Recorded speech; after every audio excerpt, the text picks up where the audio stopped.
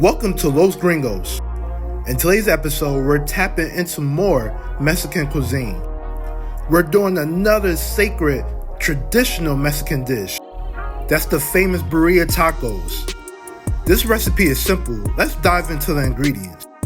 Remember, this is the only channel to learn unique recipes just like this. Now let's get started. Now you want to clean off your pot roast. I'm only going to use 2 pounds. Some people use a mixture of pot roast and short prime rib. For today's episode, I'm only going to use the pot roast. The boneless way is the right way to go. Everything is just easier. Now we want to get into prepping our meat. After you finish washing your meat, just place them on the tray. Alright, here's the first secret. I'm going to use white truffle salt instead of the regular sea salt. The white truffle is just a better overall season for meat than regular sea salt. And it's also going to enhance the taste once we put these bad boys in the fridge. So go ahead and coat both sides. Now I'm going to teach you how to really season your meat very well. You want to use about 6 to 7 tablespoons of ancho chili to put all around your meat. So I'm just going to continue to coat both sides, front and back. So you want to flip your beef and do the same thing. The ancho chili is really going to give it that smoky barbecue taste, so it's important to put a lot in it. Now the cayenne pepper is going to add that extra kick into this meat as well. I'm only going to use about 5 tablespoons. So I'm going to coat both sides just like I did before, front and back. Alright, now your meat is seasoned. Now you just want to wrap it up, and this has to be marinated overnight or at least up to 8 hours into the fridge. So right now I'm just going to wrap it up and put it in the fridge for overnight. Alright, now let's get into prepping this sauce. So you want to take a pan and fill it up with hot water. Now you want to add your guajillo peppers. These peppers going to add an extra kick into the sauce as well. You really just want to put these peppers in some hot water so it can soften up so you can peel the stem and take the seeds out. Now I'm going to add the ancho peppers. These peppers are known for its sweetness and also dark rich taste as well. These 2 peppers is going to enhance the flavor of the sauce. So right now you see the peppers are soft and is ready to be peeled and take the seeds out. So this is an example of how exactly it should look. So you can add 9 of each peppers for the sauce. I used a little bit more just because I like a lot of kick. Alright, now it's time to mix everything up. Instead of using the regular Ninja, I'm going to use the Vitamix just because it has more power and it's going to smash everything up. Now if you don't have a Vitamix, you could use the regular Ninja. Just make sure you put a lot of fluids in there so everything could blend up smoothly. So right now I'm just going to continue putting these peppers right in. So now you want to add 3 teaspoons of ground cumin.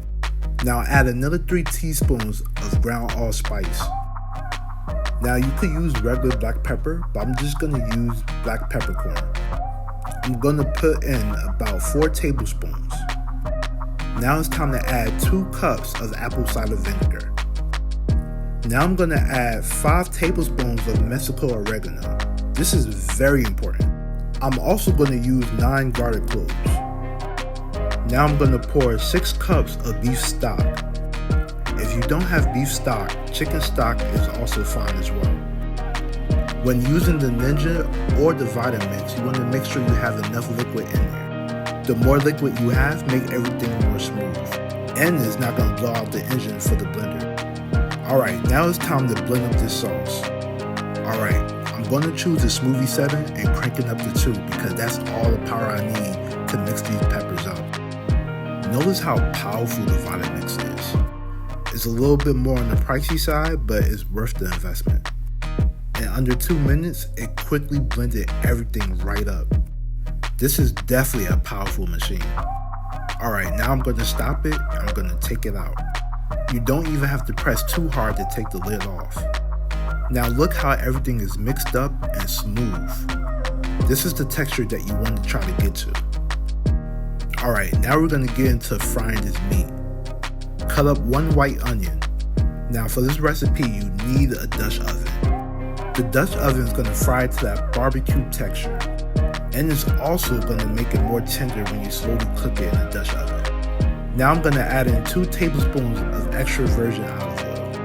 And And then I'm also going to add in my onions as well. Alright, now it's time to take out your meat and fry these bad boys up. Some people chop up the beef and put it in and try to fry it up. But in this episode, we just put everything right in. You really want to put it right in just because you don't want to dry out the meat. Later on, you're going to see how juicy the meat is and how everything is evenly cooked. Right now, I'm going to flip both meats over and make sure everything is cooked consistently. So generally, you really want your meat to cook for at least 1 hour. So right now, I'm just going to turn down the fire and let it cook slow. Cooking on a low fire is just going to make it more tender. So right now I just broke off a piece and look how juicy it is. Look how soft it is too. Now I'm going to add my peeled tomatoes. I'm only going to use 1 can. Just make sure everything is spaced out. Now it's time to pour in the main sauce. Just go ahead and pour it all around. So right now I'm just going to flip my meat into the sauce and let it cook slowly. Now I'm going to close the lid and let it continue to cook. Now I'm going to add some carrots. The carrots is really good for this recipe because it also gives it a nice enhanced taste as well. So right now I'm just checking on my meat. Look how tender and juicy this meat is. It's already falling apart. Truth be told, this is the best way to make tacos. So right now I'm just going to give it a taste test. This is where you decide if you need more salt. I hope you know it's game time now. Just for this episode, I'm taking out some Japanese knives. Now look how sharp these knives are from restaurant wear. You're also going to see how fast it cuts the meat as well. But let's get into chopping up this meat. So just take out your meat from the pan, put it on the cutting board, and just chop it right up. Right now I'm going to slowly just chop it up in pieces just to see how juicy it is. Even if you don't use this recipe for tacos, this would be a perfect recipe for pot roast, for the holidays, for Christmas, New Year's, or even Thanksgiving. So right now I just shredded everything up. Now we want to prep our tacos. I'm going to add 2 teaspoons of olive oil. Now I'm going to use corn tortillas, just because you're going to get clowned if you don't use anything else. So pay attention, this is actually a hard step, the final step. Dip the tortillas into the sauce, then place it into the pan. Now add your cheese before you add the meat. Now when you add the meat, you don't want to overbear it, meaning you want to make it easy enough for you to fold it and to flip it. Now I'm going to add some onions and I'm going to fold it right up. I'm going to pat it down so it could crisp up, let it get that grilled type of char. So right now I'm just going to add a little bit of sauce. Don't overdo it because you don't want to make your taco too soggy. A soggy taco is not a good one. Now you want to gently flip it. Don't break it, but gently flip it, put it to the center so it could get more of a char. Now I'm just going to make sure both sides got sauce and make sure both sides get charred right up as well. Now you're done. You can take your tacos out. You can add in some onions on top, chop up some lime. Also, you can add in some onion pickles. Remember, this is the only channel you're going to get unique recipes just like this, so make sure you continue to stay tuned. Thank you for watching. Make sure to stay tuned for the next episode for next week. Remember to like and subscribe to The Average Man.